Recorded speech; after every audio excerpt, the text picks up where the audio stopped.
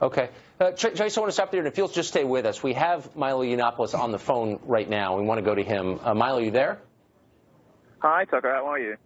I'm interested in what happened exactly. So tell us. Our understanding is you were set to give a speech at UC Berkeley tonight.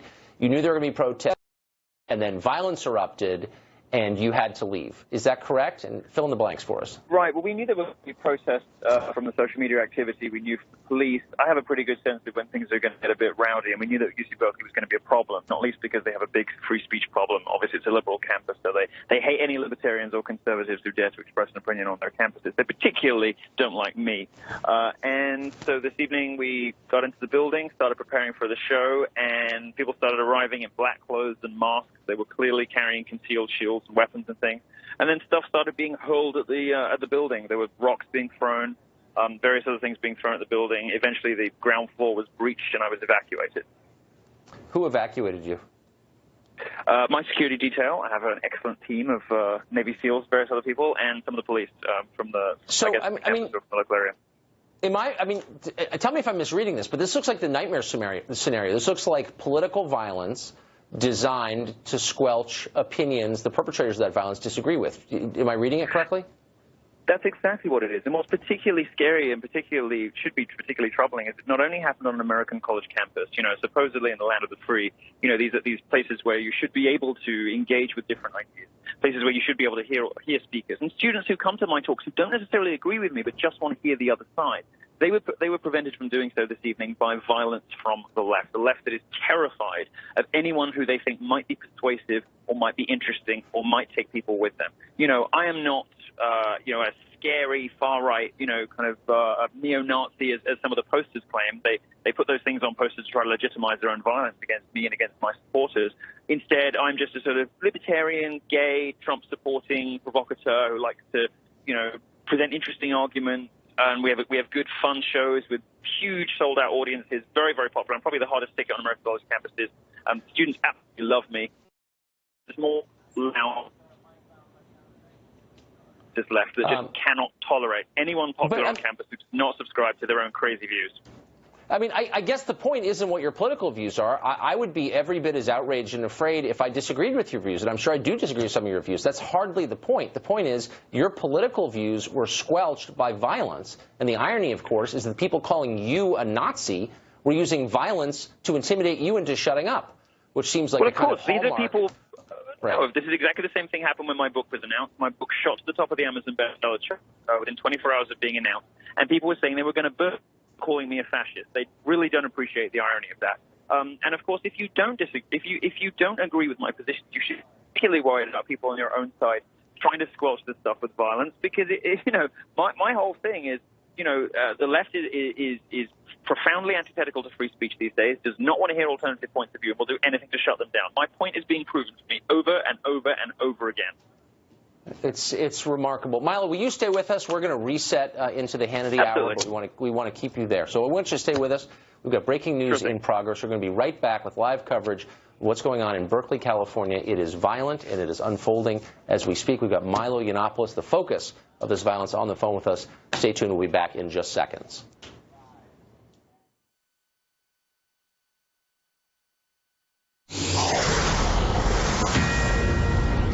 We're going to open this with a Fox News alert. Massive protests and rioting have erupted at the University of California at Berkeley. Demonstrators have forced the cancellation of a speech by Breitbart News' Milo Yiannopoulos. Demonstrators have set fires. They burned vehicles. They launched fireworks at the building, threw rocks, tried to breach the doors in an effort to cause chaos, and that they did. They drove Milo, the speaker, from the scene. Police are apparently on the scene. We haven't seen them in the videos. We have Milo Yiannopoulos by phone with us, though, right now. So, Milo, just to recap for viewers who are joining us right now, right at the top of the 10 o'clock hour Eastern time, we know you're out in California. Give us just a quick recap of what just happened. Absolutely. Well, I have a college talk, which is very popular, always oversubscribed, and people love to come and listen to my contention that free speech is under serious threat on American college campuses from the progressive left, from the social justice left. Well, once again, and we had similar things happen at UW Seattle and UC Davis, they have proven me right. Violent left-wing protesters stormed the building and forced me to be evacuated by police and by my security detail this evening. preventing me from giving the last speech in my tour, which was supposed to be exactly about this problem. So, heavily ironic and very, I think, self-defeating for the social justice left.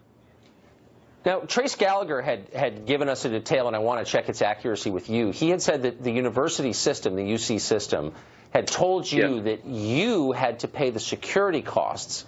You had to have security because of the threats you got from the anti-free speech agitators outside. But rather than making them pay for the cost of security, you had to bear it. Is that accurate? Well, this happens everywhere you go, and a lot of people don't know about this. It's a new kind of censorship. It's a slippery tactic that American colleges use. They only ever level it at conservatives, only ever speakers they don't like. At the last minute, they impose massive security fees on the students who have invited you. So what they'll basically say is, oh, by the way, you have to come up with $6,500 in 5 days' time, or you can't have this speaker. And they wait right until the last minute to do it. Now, in this case, they absolutely did this again at UC Berkeley. Fortunately, we had a private donor, an anonymous donor, who did not want to be identified for fear of reprisals from the social justice left, come in and say, I will cover this because this is absolutely outrageous. But it happened at UC. It happened almost every college, that is in the UC system does this. It's a trick they try to pull. They did it at UC Irvine as well, I think. They try to pull this trick every single time. The students are wise to it, but these are 19-year-old kids. They can't always come up with $6,000, $7,000, $8,000 with 5 days' notice. And they do this, strategically. They do it at the last minute, and they do it on purpose to try to derail events where conservative speakers are going to be present. But what seems so unfair, so perverse about that is there's no mystery as to who some of these protesters are because, as you pointed out, they organize through social media online. So they're identifiable. Some of them aren't, but some of them are. They know that groups are going to protest. And so the school could assess them the security fees, but instead they're blaming you for the violence against you? Yes, exactly. And it's this sort of Kafkaesque cycle the left always engages in, like feminists who sort of bait men into saying mean things on Twitter and then immediately turn around and play the victim. They create precisely the problem that they say they're there to fix, legitimizing their own position by being the bad actor in the first place. American higher education, these universities have pandered to this social justice, have allowed students to muddy the waters between idea and action, between speech and action, by endorsing this sort of language like safe spaces, student safety. No one's safety is at risk from different opinions. No one's physical safety is endangered by political ideas, from a speaker on campus. But universities have sort of allowed this stuff to happen, even in some cases encouraged it. And then, as you correctly say, they punish speakers who are the victim of precisely what by pandering to social justice, pandering to third-wave feminism, and pandering to Black Lives Matter. So if you're just joining us now, I just want to reset really quickly. This is the top of Hannity. We're going to be joined by Sean Hannity in just a minute. But an outbreak, a troubling one, of political violence tonight in Berkeley, California, over a speech by Milo Yiannopoulos, who's a well-known author. And you're seeing vehicles burning in the street. You're seeing rocks thrown. Apparently what were fireworks. We haven't confirmed that, but something that sounded like fireworks. It had been firearms. Unclear at this point, and no obvious law enforcement presence. What about that, Milo? We have Milo on the phone here. We heard from Trace Gallagher that law enforcement was responding, and of course that makes sense, but we're not seeing any evidence of law enforcement in any of these videos. Can you shed some light on that? Well, the extent to which police assist on these occasions varies widely. I mean, I remember when I was speaking at DePaul University, the university administrators told Chicago PD not to intervene when protesters stormed the stage, snatched the mic, and swung for my face. And that was 6 months ago. Universities have had a long time to come up with responses to this. And by and large, there seems to be some weird policing strategies going on. I mean, I can only tell you what I've heard from my team and what I saw this evening. It seems like it was a very hands-off approach until the very last minute. Let it burn, let them wear themselves out, and we'll only intervene at the very, very last moment. I'm not in a position to speculate. I don't want to cast aspersions or to engage in conspiracy theory, but it did not seem to me as though, everything was being done that could possibly be done to allow this event to proceed. Well, the videos certainly suggest that you're right. Again, we don't see anybody trying to hold back the crowd or stop the fires. I will also say that it was the police, as far as I can tell, who made the call to cancel the event. The college Republicans and the university administrators had not made that call. I certainly had made that call. I would have proceeded with this event in almost any circumstance, unless there was a significant threat to my audience or my team. But it was the police who made the decision. We should be clear that police departments across the country, there are orders from elected officials, and they don't necessarily make these decisions autonomously. And I don't want to overstate the significance of this. This is a peaceful, nice country filled with peaceful, nice people. But there does seem to be an escalation of this kind of political violence, and that's exactly what it is. It's political violence designed to prevent people from giving their political opinions. Do you see that? Does this kind of thing appear to be escalating in the last couple of years?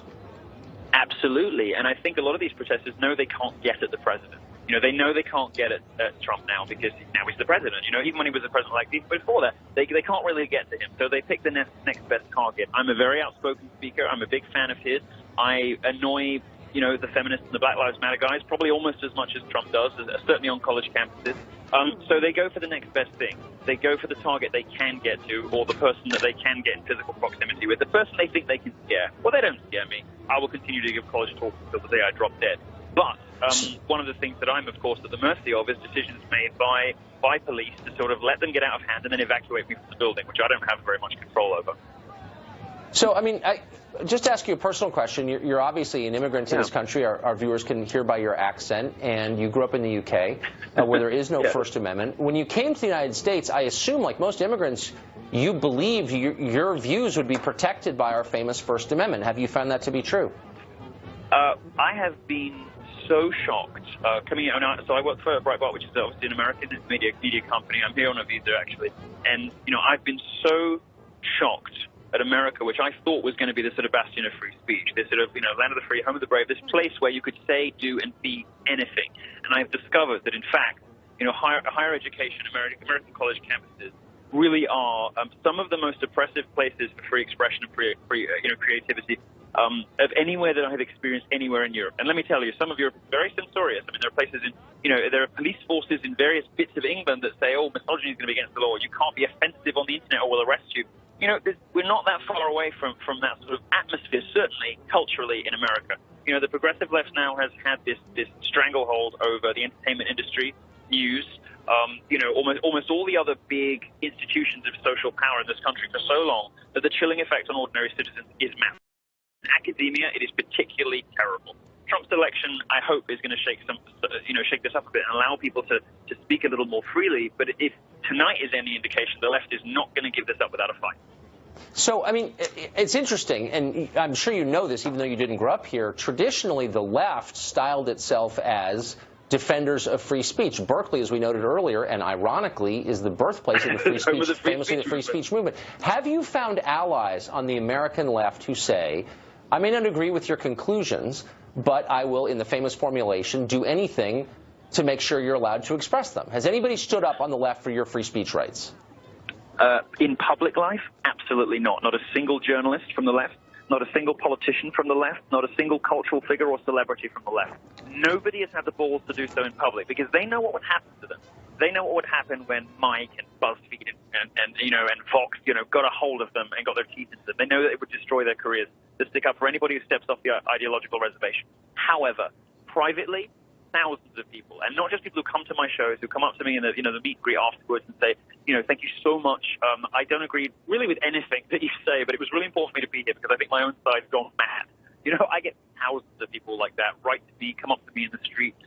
It's absolutely astonishing. It's how I know that we're on the cusp of something exciting. It's how I know that we're going to win this, even if we have some ugly incidents like this evening, because the left is now acting like a dog that has just been kicked that knows it's about to get another one to the head. It is lashing out in its sort of angry, wounded death throes, if you like. Behaving as tyrants always do when they're backed into a corner with violence and hysterics, unable to hear, unable to think.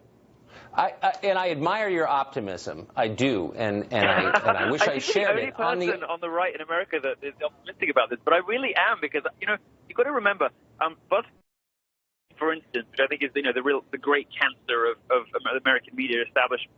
You've got to remember, this is a very generational thing. People my age, I'm 32, people my age are the problem, right? Bitter, middle-aged BuzzFeed bloggers, the social justice loons are the problem. But if you look at younger kids, if you look at, my fans start at 12, 13, 14 years old, and they email me and they tell me, my parents would kill me if they knew that I watched you on YouTube. My parents would murder me if they knew I was a fan of yours, but I love you, but I hate BuzzFeed. I get hundreds of emails like that. So I really do believe my generation, which is, particularly homogeneously far left in these censorious, school marmish, nannying, pearl clutching sort of ways, my generation is having kids now, and those kids really don't like this stuff very much. So I am optimistic, even if it's a sort of long-term optimism. Right. Well, and I'm glad you are. On the other hand, and we're speaking to Milo Yiannopoulos, your speech was just canceled tonight because of violence designed to stop you from speaking. And moreover, our understanding is that a subsequent speech, a speech in future days you were set to give, has also been canceled. And so it seems to me, yeah, but look at the consequences. Okay. Look at the consequences that this is going to be, right? University of Missouri pandering to race hustlers and hucksters. What was the result? Alumni donations went down by 30 million, and they had to close 2 dormitories because admissions went down so much. There is a consequence to these institutions. The American higher education marketplace is exactly that, a marketplace, a competition for students. And I get letters all the time, and admittedly, all I can do is tell from, the wave of stuff that comes in my inbox. I get letters from people all the time, and really serious, big donors who say, I'm not writing checks to my old college anymore because I see what's happening on these campuses. When this stuff hits the news, like tonight is now national news, and every network is carrying that. When stuff like this happens, people start to ask questions, and they start to reconsider sending their kids to these colleges in the first place, donating to these colleges, and whether these colleges deserve the revered position they afford them in society. I think, tonight is odious and a horrible spectacle and very humiliating for American higher education. But I would like to think that it will have a silver lining. I like to think that that good will come of it, and that was the purpose of my tour in the first place. My purpose of my tour was to go out there and see really what the limits of free speech on American campuses really were. And I found that actually you can't say very much at all without people getting upset. But that's apparent. Everybody can see it now. So really quickly, we've got about 30 seconds left before we're going to take a break, sure. Milo, and thank you for this. Have you, in your travels, met anyone on the left who has said, I want to debate you on the issues. I disagree, and here's my view. Or has it been like this? Never. It's, you're a racist, you're a sexist, you're a homophobe. Ridiculously. I mean, they call me a gay homophobe, whatever. Name-calling, slander, slurs, insults, and now violence. They never want to debate because they're scared of losing. They don't have the facts on their side. And for 30 years, the left has been able to bully people into silence by name-calling, and they've forgotten how to argue. Yeah, I've certainly discovered that. You're watching pictures of a group of thugs committing political violence at the University of California at Berkeley. Milo Yiannopoulos is on the phone. You'll stay with us, Milo, I hope. We're going to take a quick break, and we're going to be back with more on this unfolding story and then Sean Hannity.